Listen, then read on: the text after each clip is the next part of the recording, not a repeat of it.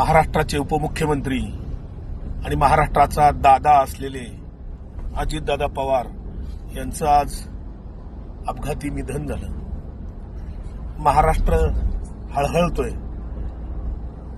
कायम वेळ पाळणारा नेता असा अवेळी कसा जाऊ शकतो, असे संशयाचे धुके मनामध्ये येत आहेत.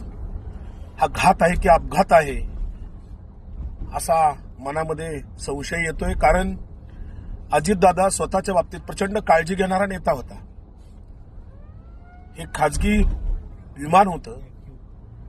ही घटना कशी घडली या संदर्भात सखोल कसून चौकशी होणं आवश्यक आहे.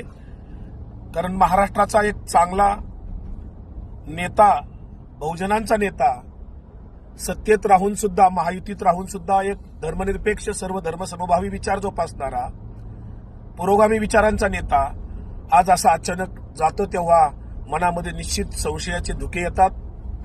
याची कसून सीबीआय मार्फत इन्क्वायरी होणं आवश्यक आहे.